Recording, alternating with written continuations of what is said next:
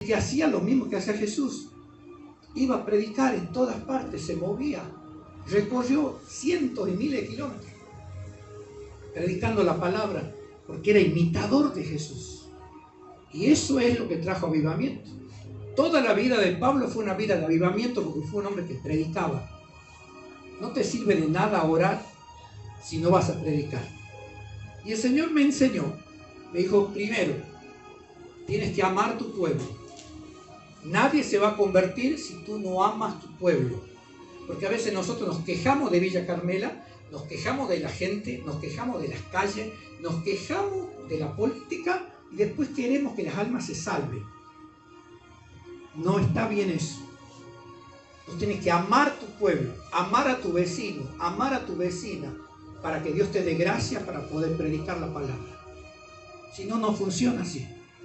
Tienes que amar tu pueblo, tienes que conocer tu pueblo, tienes que ir a cada plaza, tienes que conocer cada barrio. Yo tengo que buscar un mapa y empezar a orar, conocer los nombres de las plazas de Villa Carmela para poder ir a ese lugar. Es lo mismo que las iglesias que a veces van y hace 2 años que congregan y hay gente que no sabe ni cómo se llama la otra, ni dónde vive. Y son hermanos supuestamente en Cristo. Y ni siquiera sabes cómo se llama tu hermano, porque no se hablan, no se saludan, no se... ¿Cómo vamos a ganar alma así? Si yo saco un equipo a predicar y 2 no se hablan, a mí me arruinan toda la campaña. Prefiero salir solo. Mirá el daño que hacen 2 personas que no se hablan dentro de un equipo de evangelismo. ¿Por qué? Porque hay disputas, porque hay división y Satanás se mete ahí. Entonces Jesús cada 2 por 3 los reprendía a los discípulos cada vez que se estaban peleando. Y después decía, ahora sí vamos a salir. Hasta que no estén bien, no salimos a ninguna parte. Porque no podés salir con un equipo que en lugar de estar luchando contra el enemigo, están luchando entre ellos. No hay fuerza, no hay fuego. Es como mezclar leña y barra de hielo. O somos todo leña o somos todo fuego, o somos todo hielo. Pero tenemos que estar a la par del hermano para sostenerlo. Y si yo no me hablo con él, cuando el enemigo lo hiera, yo me voy a gozar, bien hecho. Y el enemigo va a decir, mirá ese equipo que sale. ¿Te imaginas? Un equipo de fútbol, que los jugadores 9 corran para allá y 2 corran para el arco de ellos y hagan gol en contra. Así pasa cuando no hay acuerdo en el equipo de Cristo. Y el Señor nos enseña a través de Elías y Eliseo lo que es la fidelidad y el compromiso. Voy contigo hasta el final, no importa, te tengo que ver, sí, esto. Y vino el torbellino y se lo llevó, y ahí estaba, y ahí lo estaba viendo, y le dijo, Padre mío, carros de Israel, su gente de a caballo. Y dice que el manto se cayó. Porque fue lo último que vio a través del manto. Y el manto representa la herencia. ¿Y por qué lo dobló? Lo dobló porque él quería el doble. Y Elías proféticamente lo dobló, como diciendo, yo sé que Dios te va a dar el doble. Y Elías lo dobló al manto, como diciendo, mira esa doble porción que vas a recibir. Esto vas a poder hacer. Tocó el agua y ¡pah! Se abrieron las aguas. Y ese mismo manto lo tomó Eliseo, hizo lo mismo y las aguas se abrieron. Lo mismo. Y cuando salió, después de estar ahí, en ese momento glorioso de tomar la herencia, los profetas se acercaron, querían buscarlo a Elías, y él le dijo, no lo busques, ya no está. 3 días lo anduvieron buscando, dijo, no está. Y ya empezó a trabajar inmediatamente. Fue a Jericó, empezó a desandar el camino. El Jordán se fue a Jericó. Jericó, las aguas estaban contaminadas. Dijo, traigan una vasija, pongan un poco de sal ahí. Curó las aguas. Hasta hoy, yo he visto la fuente de Eliseo en Israel, el agua más pura que hay. Hasta hoy está purificada el agua. Hicieron una fuente ahí, y se llama la fuente de Eliseo, que fue el primer milagro en beneficio de los profetas que hizo. Y cuando estaba la olla envenenada, no tiró él el poco de harina, sanó estaba envenenado el guiso. La cuestión es que a lo largo de su vida, Eliseo hizo el doble de milagros que hizo Elías.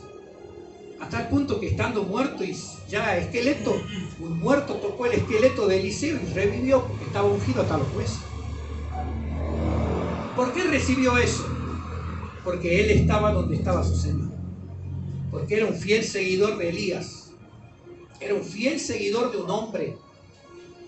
De un hombre. Muchos dicen, no, yo solamente sigo a Dios. Me doy cuenta por la sequedad y la inoperancia de tu ministerio. Vos sos seguidor de un Dios que ha mandado hombres para que te ayuden, para perfeccionarte para la obra del ministerio. Y vos pasás por alto a los pastores, a los maestros, a los profetas. ¿Vos te manejas solo? Sí. Con razón no tenés fruto. Porque vos trabajás solo. Vos solo se lame. Donde está el Señor, tiene que estar su siervo. ¿Y qué nos enseña Eliseo y Elías? Tiene una interpretación y varias aplicaciones. Una interpretación es que un profeta tenía que dejar una herencia, así como Moisés lo dejó a Josué. Él lo hizo porque eso se hacía, y era el primogénito el que recibe la doble porción, el hijo primero. Evidentemente, Eliseo no era el hijo primero, era el único, porque era el único que andaba con Elías. Entonces él recibió la doble herencia. Esa es la interpretación bíblica. Pero también tiene aplicaciones como Cristo y sus discípulos. Cuando Cristo ascendió, no vino de arriba, el Espíritu Santo cayó como el manto y los llenó a todos y salieron haciendo obras mayores que Él. Tiene esa aplicación. Pero tiene otra aplicación.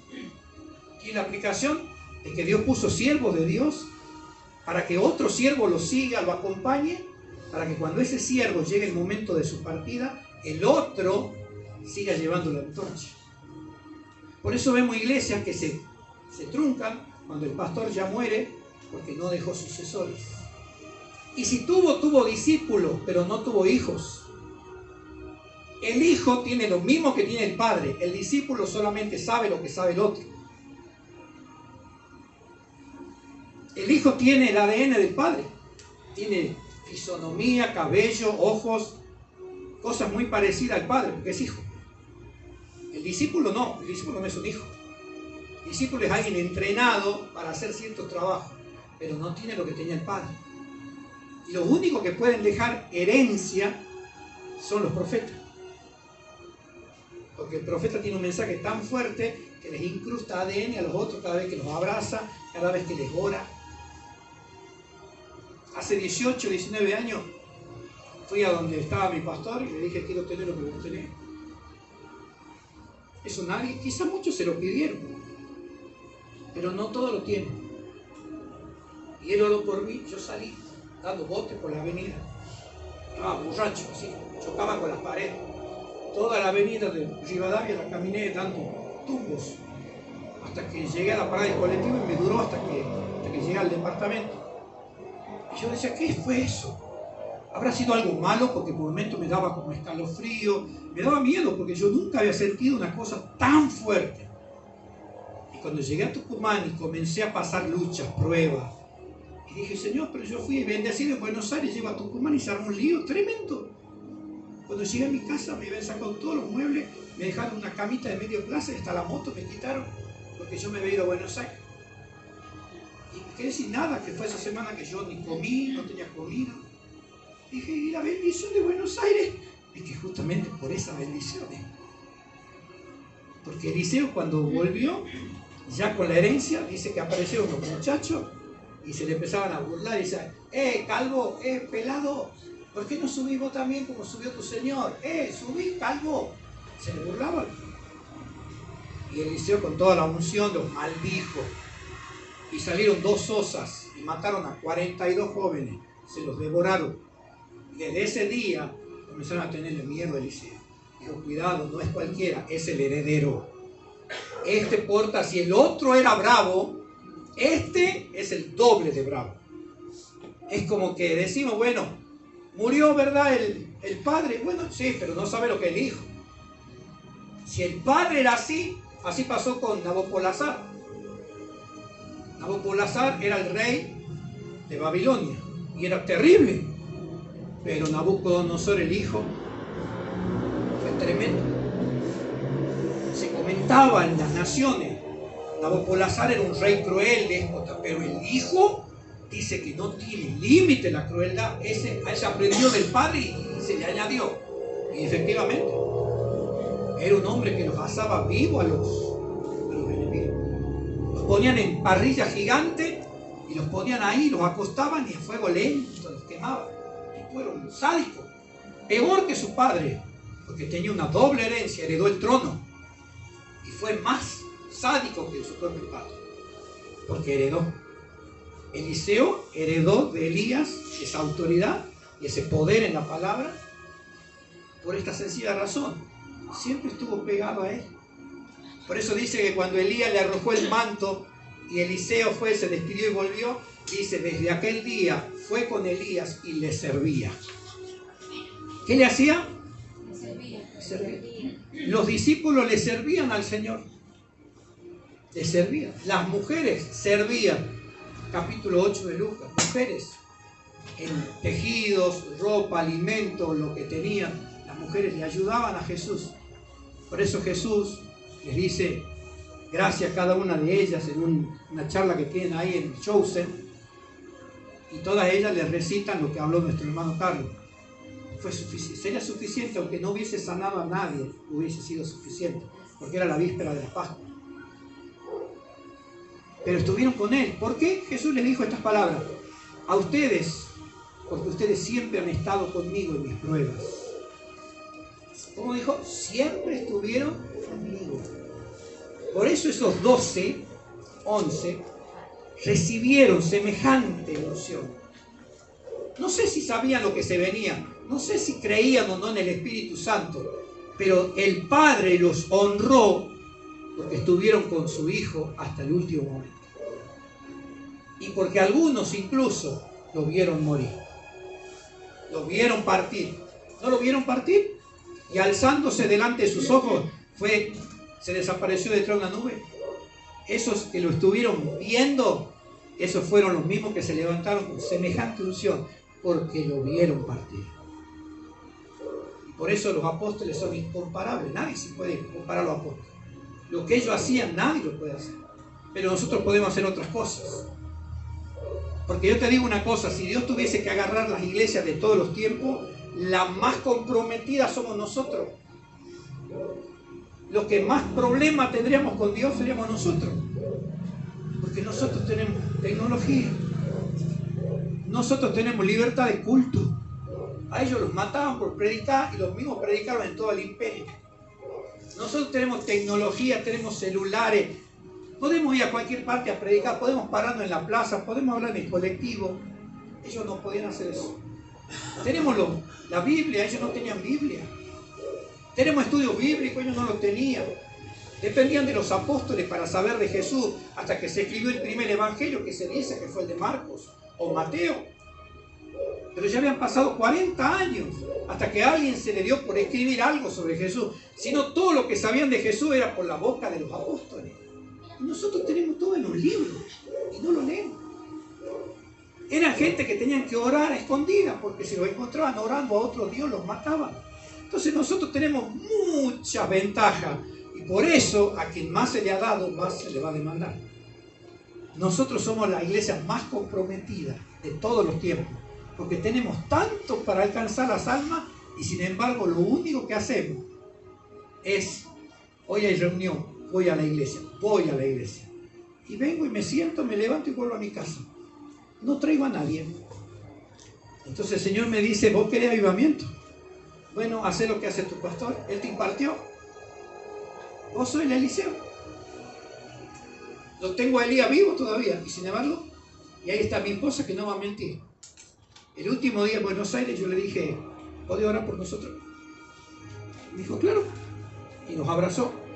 Y él hizo la oración de Elías. Yo no dije nada. Y así como Elías, Señor, soltó el manto sobre Eliseo, yo suelto el manto de paternidad sobre tus siervos, para que vayan a Tucumán y sean usados y sean instrumentos de tu gloria y ganen almas.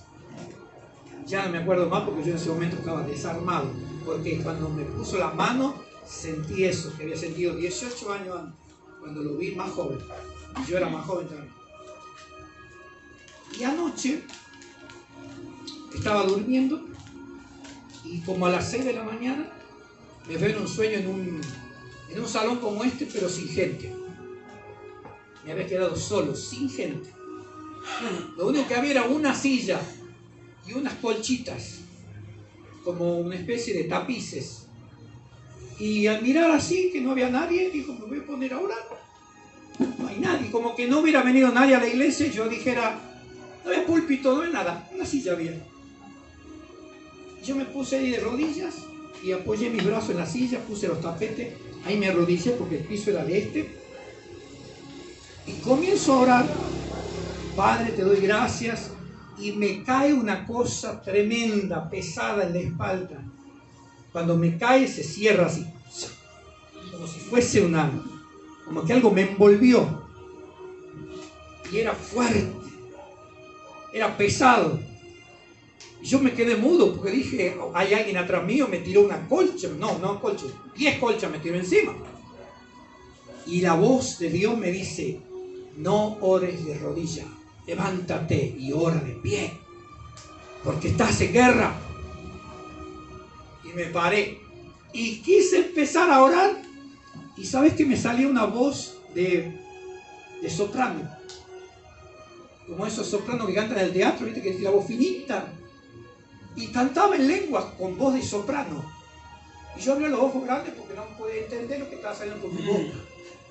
Y pensaba la gente de afuera, pensando, ¿y este loco qué hace gritando ahí? Y oraba en lengua y alababa a Dios en lengua con voz de soprano. Era algo tremendo porque salía de acá adentro. La boca solamente era como una especie de túnel, porque ni la lengua movía. Algo adentro mío cantaba en lenguas. Y mientras yo sentía ese peso, y cuando me desperté, lo primero que hago siempre, al cuarto. Señor, ¿y eso? ¿Qué es eso? Y pasaron las horas y, Señor, ¿qué es eso? ¿Y qué es eso? Y luego el Espíritu me dijo, ¿no es lo que pediste? ¿No querías el manto de amor por tu pueblo? ¿De amor por las almas? Primero tenés que aprender a amar tu pueblo y orar por tu pueblo. Después tenés que amar a todas las almas de tu pueblo. Y entonces sí, yo te voy a usar cuando salgas a predicarles. Porque si no predicas con amor, no pasa nada. Quiere decir que no puedo salir a predicar así nomás, voy a traer un alma porque el pastor me dijo que traiga un alma, no sirve. No porque lo estás haciendo por recompensa humana. No lo estás haciendo por amor. Lo estás haciendo para que yo no diga, no trajo, mira, vine y no trajo a nadie. No.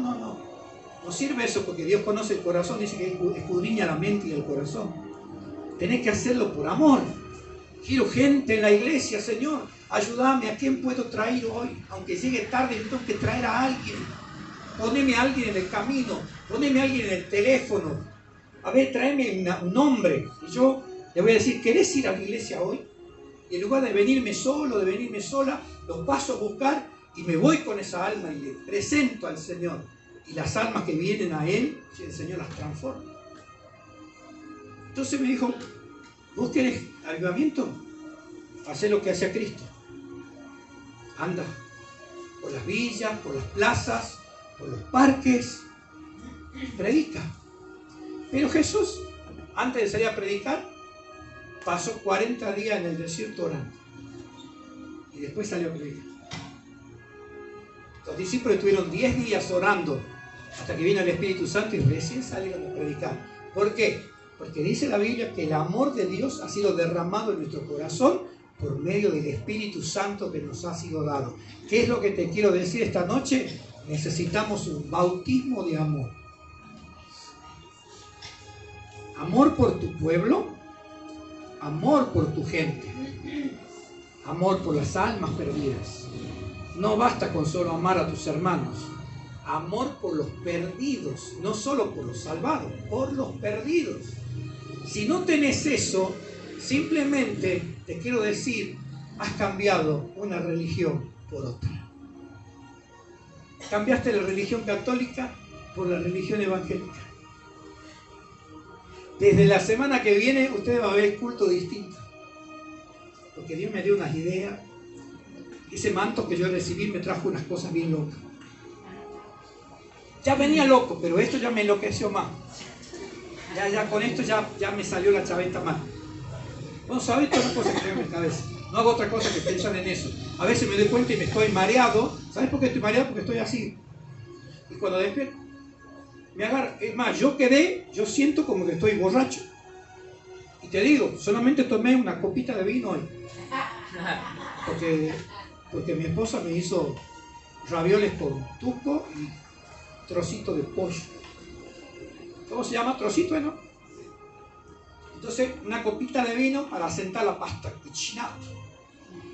Pero eso no es por eso que yo estoy mareado. Yo estoy mareado porque hay algo muy fuerte adentro mío, que yo me siento bien cuando estoy predicando, cuando salgo a la calle, cuando me quedo sentado me siento incómodo. Hay algo que me dice, muévete, muévete, muévete. Y mi esposa me dirá, va y viene, va, ¿qué le pasa a este?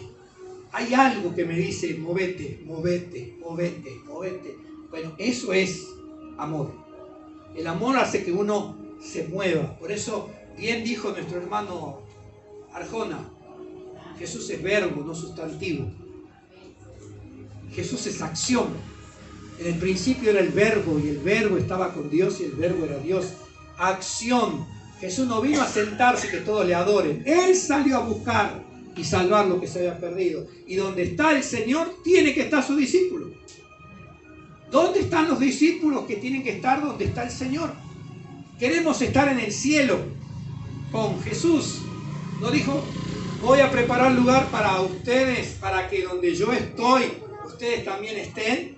Nos gusta, pero si queremos estar donde Él está en el cielo, primero estemos donde Él está en la tierra. Y te aseguro, Jesús está cansado de venir los miércoles y los domingos acá. Decís, ¿es todo lo que hacen? Y yo le dije, yo no. Yo voy a ir. Yo me voy a mover. Voy a orar como me enseñaste. Voy a pedir un bautismo de amor. Amor por Villa Carmela. Amor por la gente de Villa Carmela. Por las almas que están perdidas. Y el Señor me hizo sentir, me hizo llorar. Yo hace mucho que no lloraba así. Me hizo llorar tremendamente por la gente. Gente que ni conozco. Me hizo llorar y me dijo, eso es avivamiento. Avivamiento no es gente cayendo ni rodando por el piso. No. Avivamiento es gente de rodillas llorando por las almas y saliendo a salvar. Porque nada te vale orar si no vas a salvar. Alguien vio una visión, porque dice que Lutero trabajaba mucho desde las 7 de la mañana hasta las 8 de la noche cuando ya no había luz. Recién volvía a su casa Lutero haciendo su trabajo de reforma, predicando la palabra. Visitaba, predicaba hasta 3, 4 veces por día, enseñaba. Y dice que él tenía un discípulo que oraba mucho por él. Y una noche el Señor le dio una visión al discípulo, en el cual veía un campo enorme, lleno de trigo, maduro. Y allá en el medio del campo, un hombre con la guadaña que se usaba para cortar, para cosechar, trabajando. Y hacía así, y cosechaba, y hacía el brazo como que se cansaba. Y el hombre lo miraba de lejos, y se fue acercando. Y cuando se acercó y se da vuelta el hombre, era Lutero. Y él dice, maestro, el campo es grande, ¿qué estás haciendo? ¿Cosechando solo el trigo? Y Lutero le dijo, y sí, es que nadie me ayuda. Todos oran, pero nadie me ayuda. Y el discípulo entendió. Y desde ese día, donde iba Lutero, su discípulo iba con él. No me quedo, vaya pastor, yo me quedo orando por usted. No. ¿Dónde va pastor? Voy con usted. No. Vive Jehová, vive su alma. No vaya a ser que justo en ese momento Dios se lo quiera llevar. Yo tengo que arrebatar lo que usted tiene, porque si no, ¿a dónde vamos a parar? Eso es ser constante y fiel. Es lo que hizo Eliseo. Ese es el llamado que tenemos nosotros, es lo que yo hice. Yo no pude ver a mi pastor morir, no pude quedarme con él los últimos años porque Dios tenía preparado otra cosa. Por eso yo no recibí nada de mi pastor. Solo instrucción, pero yo no me parezco en nada al pastor. Pero del otro pastor, al que yo conocí más que a mi propio pastor de acá, a pesar de todo lo que la gente habla, porque la gente mala, la gente sin avivamiento, la gente que no tiene el Espíritu de Dios, solamente ve los defectos. Pero yo conocí al otro hombre. Hay mucha gente que entra a YouTube para ver las acusaciones contra, pero nadie ve todas las cosas que él hace por los pobres, los indigentes, los niños, los drogadictos. Nadie habla de eso. Pero si vos tuvieras un hijo drogadicto y mi pastor te lo ayudara y te lo recuperara, vos estarías agradecido. Pero mucha gente no sabe que él ayuda a cientos de personas para salir de la droga. Pero todos ven, no, que esto, que dijo, que robó, que se separó, que... Todos miran por qué. Porque la gente sin avivamiento lo único que hacen es criticar. Pero la gente de avivamiento trata de imitar lo bueno. ¿O acaso Elías era perfecto? ¿No dice Santiago, Elías era un hombre sujeto a las mismas pasiones que nosotros? ¿Alguna vez lo escuchaste a Eliseo hablar de las pasiones pecaminosas de Elías? Su mal carácter, por ejemplo, su impaciencia, su intolerancia, su desánimo, su bipolaridad. Usted era bipolar. Lo sabemos por las escrituras, pero no por boca del discípulo, que era bipolar. Había momentos que oraba y salía fuego del cielo, caía, degollaba todo y después, me quiero morir, no sirvo, soy una basura. Bipolaridad. Primero estaba allá arriba, después vine abajo. Defecto terrible. Quererse morir. Pero sin embargo, no lo sabemos de boca de Eliseo, lo sabemos por la escritura. Tenía defecto. Vos no conocés al hombre que yo conocí. Entonces, Dios me dijo, obsérvalo. Con todo lo que él vive, con toda la persecución que tiene, aún así, se para en una plaza y predica. ¿Y sabés que lo más triste? Estaba solo. El hombre que tiene 200, 300 personas por culto, estaba con su teléfono así,